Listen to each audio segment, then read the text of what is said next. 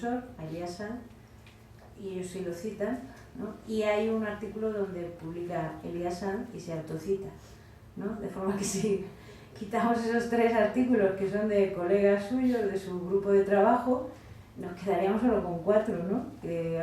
Autores que citan a Elías Sanz en sus artículos, ¿no?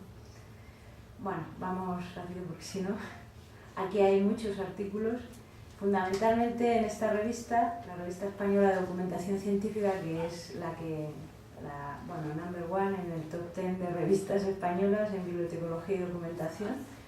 Solo hay un artículo que habla de, más que de estudios de usuarios, de lo que habla es de metodología de la investigación en general. Pero a través de un estudio que ha hecho el autor, detecta que la mayor parte de las investigaciones que se hacen en biblioteconomía o bibliotecología y documentación tienen como objeto de estudio al usuario y utilizan, que no sé dónde toma esa información, pero utilizan ese tipo de metodología de investigación, la cualitativa.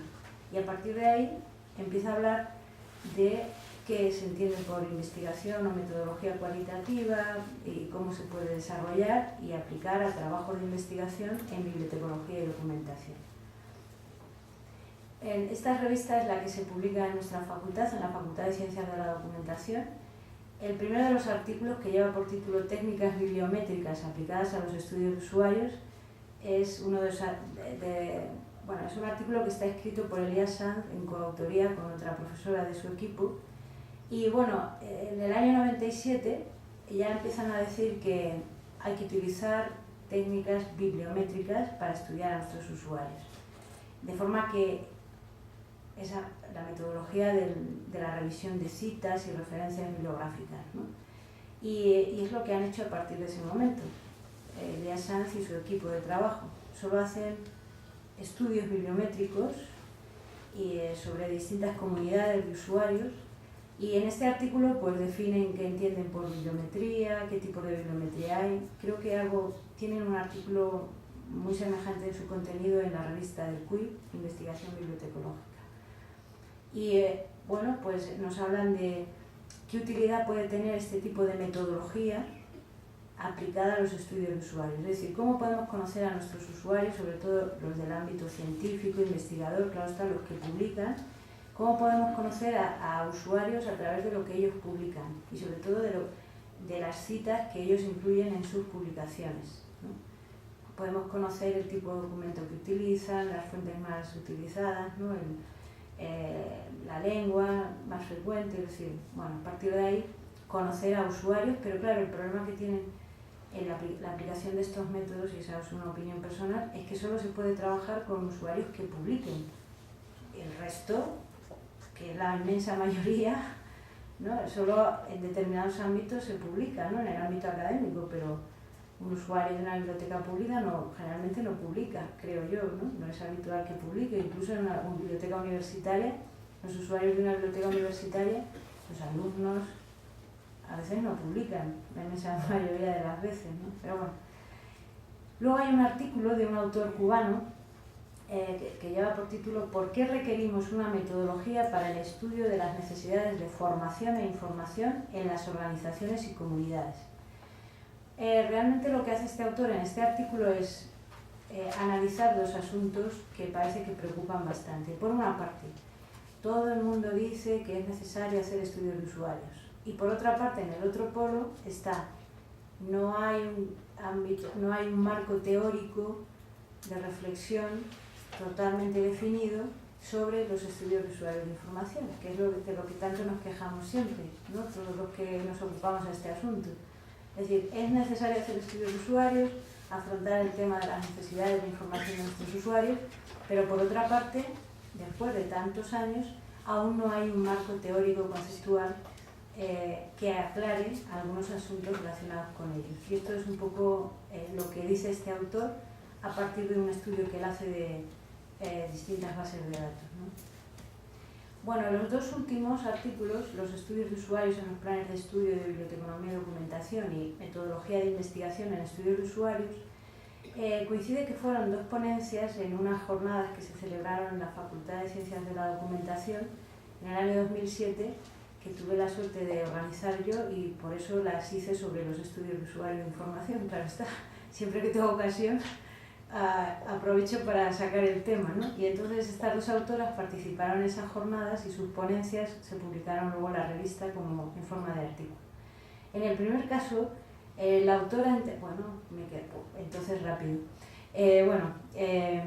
Estas dos autoras parece que trabajan con Elías Sanz y la verdad es que se acercan de una forma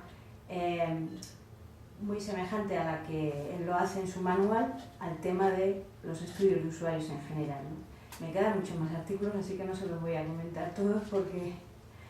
Bueno, este si acaso es interesante, uno que se publicó en el 2009 para que vean, qué nos preocupa a los autores españoles así recién, ¿no? En el 2009. Pues curiosamente esta autora, que les comenté en las sesiones cerradas, le preocupa cómo se ha llamado a los usuarios, cómo se les debe llamar, qué tipos de usuarios hay, si cliente, consumidor, ya parece que son dos términos que no se utilizan según ella. Eso es una reflexión sobre el usuario, su nombre, cómo llamarlo y los tipos de usuarios que ella considera que existen.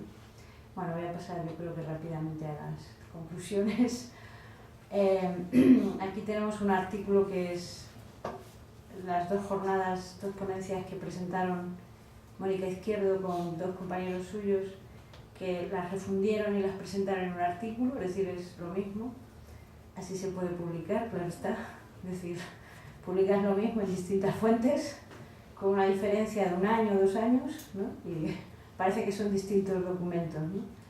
Y este es otro acercamiento a la utilización de los estudios de usuarios de información para evaluar colecciones, cosa que me parece muy interesante.